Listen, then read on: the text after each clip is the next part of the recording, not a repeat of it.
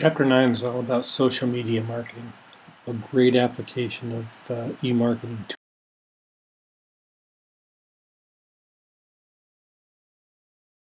tools. It's a rapidly growing media. I think that took lots and lots of businesses in the country and the world even by storm. I don't think that 20 years ago, I certainly, when I was talking about community building as one of the core C's of the internet, ever expected to see the applications such as Facebook, Twitter, that have morphed over the last mostly 7 or 8 years. When I wrote my articles originally around the internet and the 7 or 8 C's that I had concocted, as far as community went, I was talking about communities of special groups, like different medical groups that maybe had a particular affliction, or even support groups like AA that could discuss particular issues. Well, that's one small dimension now of social groups as we know them today.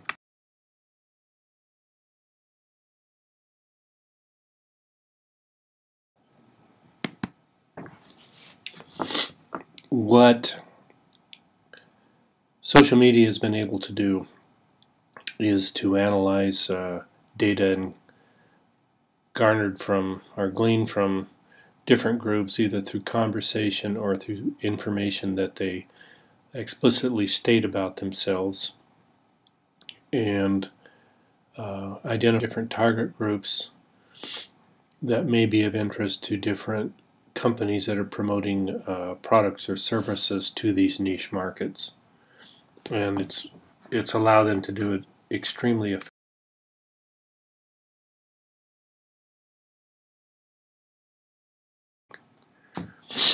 To those ends, then, social media marketing is something that most companies should consider.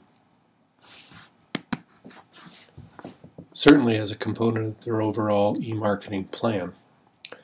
It's becoming more of an expertise within the overall field of e-marketing, and it's a real advantage for individuals who understand its application in the overall promotional aspect of a particular company or service organization.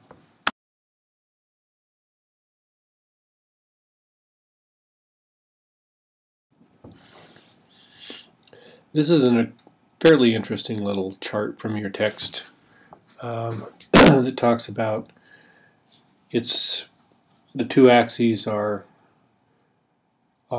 different elements, are tools of internet or social media marketing or internet marketing, and as weighted against their overall use and effectiveness. The y-axis is most effective, and then against the x-axis, which is the amount of effort it takes to actually utilize one of these. This makes sense. Blogs are very effective. At the same time, they're user intensive. In other words, if you're going to have a blog, it's something that you have to really attend to. You have to have somebody changing the content and monitoring its efficacy out in the marketplace.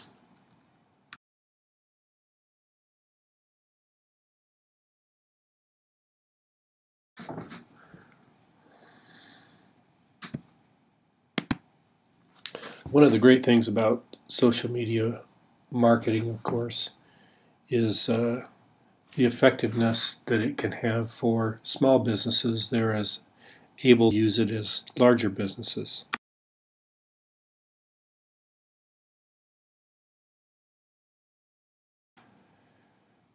Still, many managers are skeptical about the use of social media marketing.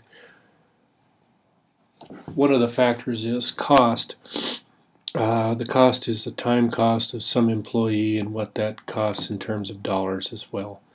Uh, you often hear that these things are free, and they're not free.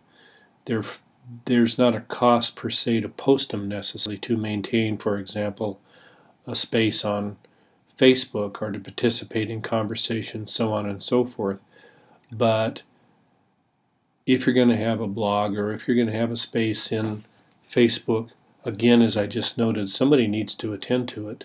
And so there's a cost of time if you're a one-person show, and if it's somebody within your organization that's charged with the responsibility of maintaining that blog and or that presence in Facebook, say, then they become a cost. So before you undertake such an effort, it's imperative to know what the costs are going to be as far as expertise and actual commitment of somebody's time.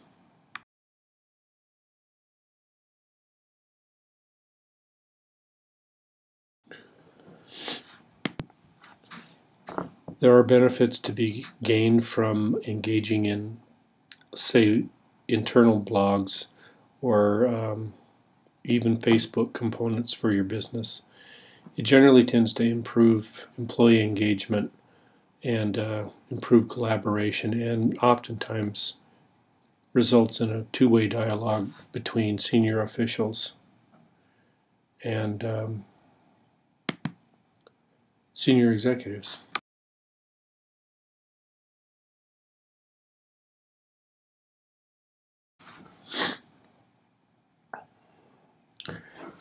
So why is it essential to have a SMM or a social media marketing strategy? Well, because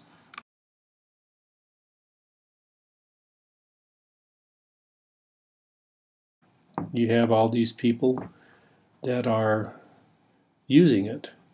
And what it allows a business to do is to engage in conversations both within the organization itself and the customers with whom that organization interfaces.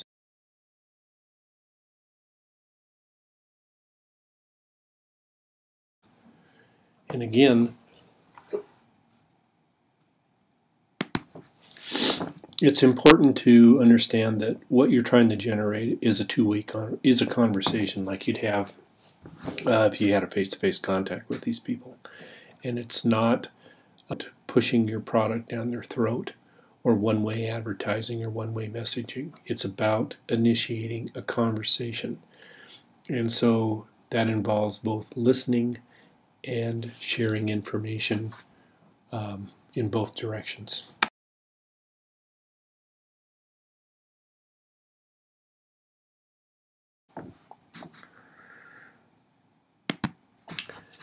Now, there's different tools for these collaborations. There's blogs, Twitter, Facebook, LinkedIn, and so forth. And there's, as a consequence, there's rules by which these conversations can typically occur. And the rules can be implicit or explicit and are normally set by the customers or the potential customers. So understand your audience and be sure you're speaking in a language that resonates and in a manner that resonates with them.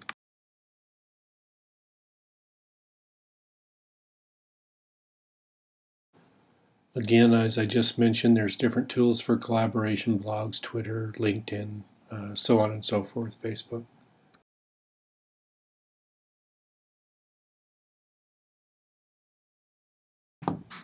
Blogs are good because it allows you not only the conversation and to get feedback from people who frequent your blog, but you can exchange a lot of information about your product or service. It would seem to me this would be a very good consideration for, say, the DMV, where they're posting, it's almost like a newspaper, as you well know, online, and you're posting regular updates on different kinds of information, as well as soliciting feedback from your customers in a manageable format on different aspects of how you operate your business.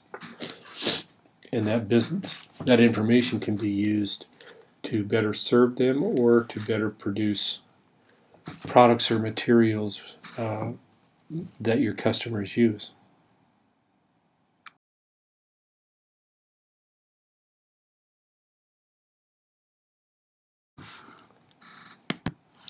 Twitter can be a really good PR tool in certain situations, particularly for well-known individuals such as politicians or celebs, but also for employees that are tweeting about various elements of the company and so forth.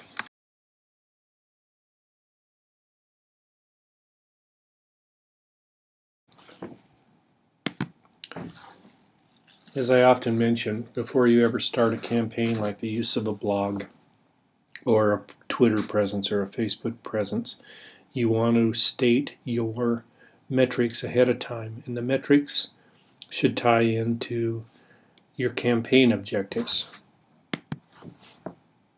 So, if your intent is building brand awareness, you'd want to do surveys perhaps before and after so you could see the effect of your campaign.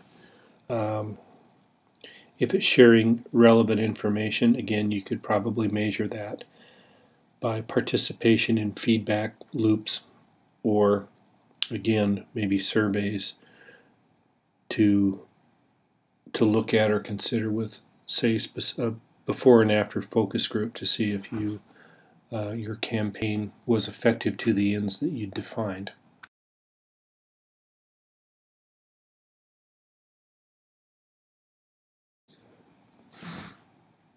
So here are a couple of metrics that you might consider if, for example, you were doing a blog or a small blog.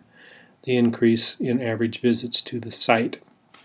You could push more people to the site by pushing the blog as people get their licenses, or if you've got an email list, you can advise people of the blog, and again, you could measure the number of visits. The participation in comments would be another potential metric.